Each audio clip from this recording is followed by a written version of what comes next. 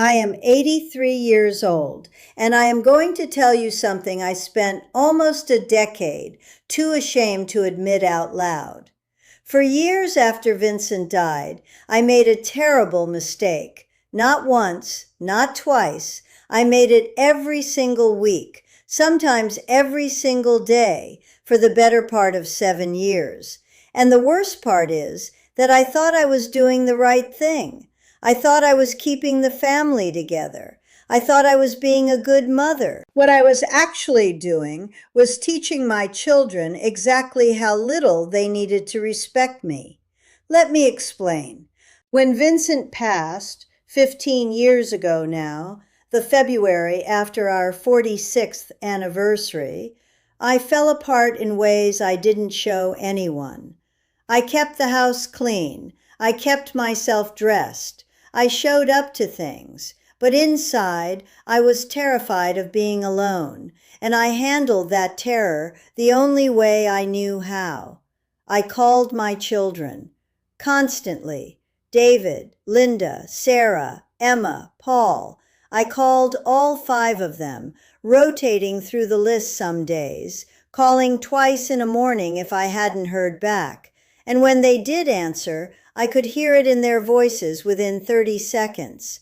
That tone, distracted, flat, a little impatient.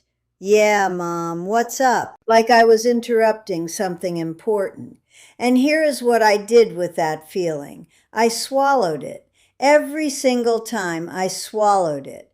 I told myself they were busy. I told myself they had their own lives. I told myself that this was what love looked like, accepting whatever small piece of them they could spare, being grateful for it, never saying a word about how much it hurt. I didn't understand back then what I was actually doing. I was teaching them that this was acceptable. Every time I swallowed it, I was handing them permission to do it again. Pay attention to this, because it's going to matter later. The moment I remember most clearly, and I've thought about it many times since, was a Sunday dinner. Linda had come over, and I had spent the whole morning cooking. Pot roast, the way she loved it as a girl. I'd set the table properly, and somewhere in the middle of dinner, I started to say something about getting older, about how watching my neighbor get sick had made me think about things. And before I could finish the sentence, Linda looked up from her phone and said, "Mom, can we just not do the heavy stuff today? It's been a long week." And she went back to her phone. Everything went quiet inside me. Not the room. The room was fine. But something inside me just went completely quiet. I sat at my own table, at my own Sunday dinner, and I felt like I wasn't there, like I was a piece of furniture that had learned to pass the salt. I want you to understand something before I continue. Linda is not a cruel person. She loves me. I know she does. But we had built something between us, all of us, all 5 of my children and me, that neither side could see clearly anymore.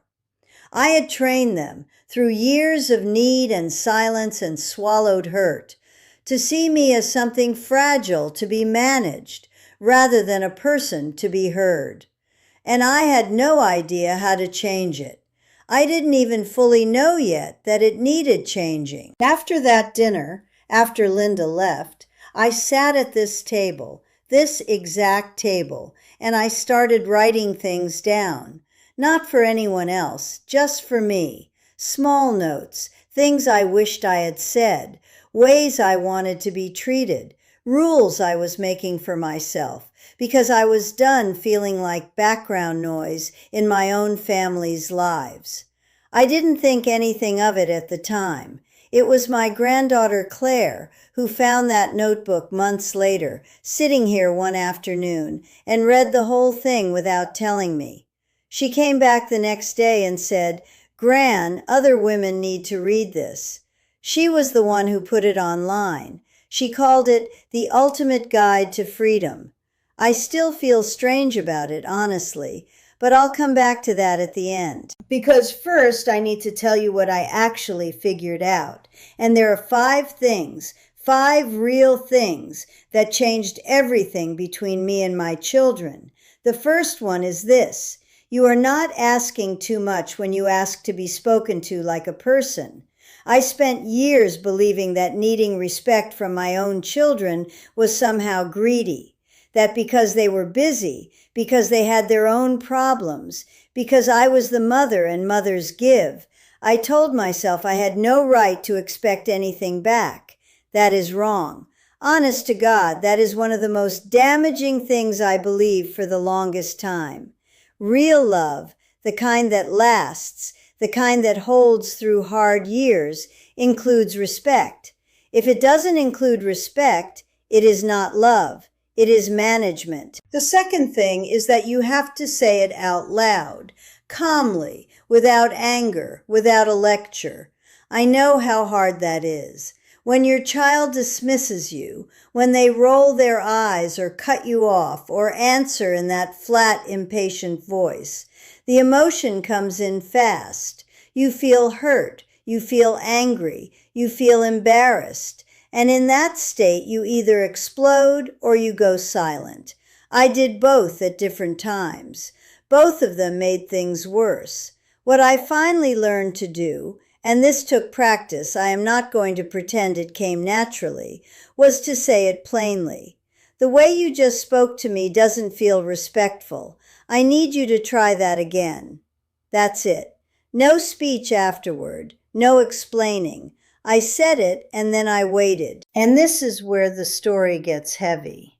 The first time I said those words to David, my oldest, who had been the worst of the 5 for years, who had a way of talking to me like I was a slow child. The first time I said it, he went silent for a long moment and then said, "Mom, I'm not trying to be rude. I'm just tired." And I said, "I understand you're tired, but tired isn't an excuse to speak to me that way. Try again." Wait, it gets worse before it gets better. He got angry. He said I was being too sensitive. He said if this was how conversations were going to go, maybe he'd just call less. And I felt my heart going fast because that was my deepest fear, that they would leave, that standing up for myself would cost me the last pieces I had left of them. But here's the thing, I was already losing him. He was already calling less. He was already treating me like an obligation he could satisfy in 3-minute phone calls. So I said, "That's your choice, but when we do talk, I need to be spoken to with respect." And I meant it. You're not ready for what comes next. He called back 2 days later, different voice, actually asked how I was doing, actually waited for the answer. The third thing, and this is the one I want you to write down if you're writing anything down today, is consistency. You cannot set a boundary once and then let it slide the next time. Your children are watching to see if you mean it.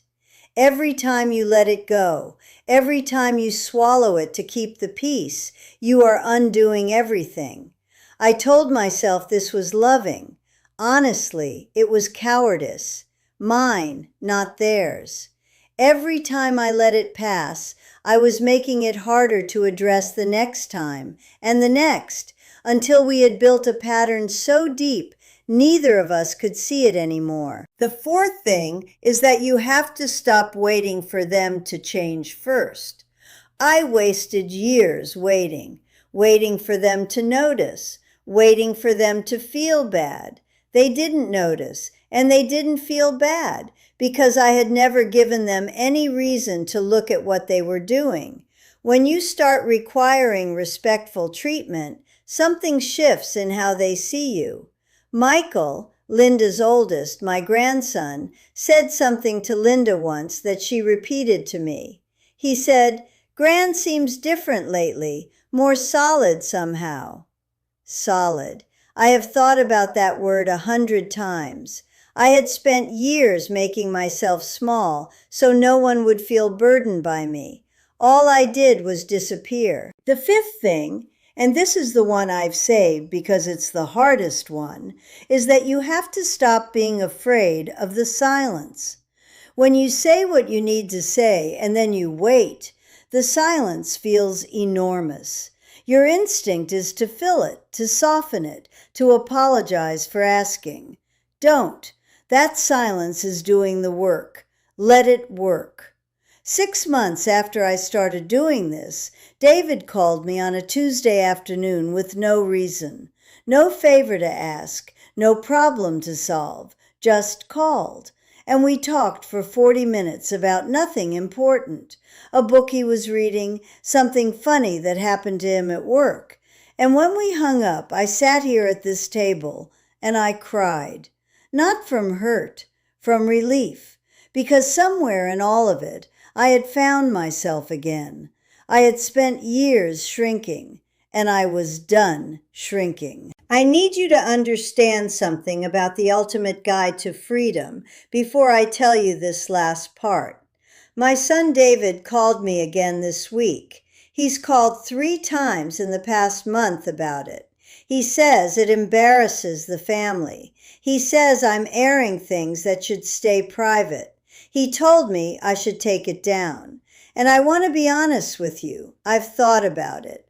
More than once I've sat here and thought about just letting it go quietly, because I am 83 years old and I don't have the stomach for that kind of conflict anymore. But then I read the letters I get from women who found those notes, women sitting alone in houses that have gone too quiet, women who called their children 3 times that week and haven't heard back, women who felt invisible in their own Sunday dinners, and I can't do it. I can't take it down. Not yet. The link is in the pinned comment below this video. I don't know how much longer I'll have the nerve to keep it there, because David keeps pressing, and honestly, I'm tired, but it's there right now. If something I said today reached you, click it now. Don't wait for a better moment. There isn't one. One of my daughters called me last week and said people were watching these videos and talking about our family. I told her, good, maybe someone needs to hear it. If that someone is you today, leave me a like. It tells me to keep going. I read every comment you leave here. Every single one. So if you've been sitting alone with something like this, a Sunday dinner that went too quiet, a phone call that never came, tell me. I'm here. Subscribe if you want to keep talking. Every week I sit down at this table and I tell you the truth, because someone has to. And at 83, I've decided that someone is going to be me.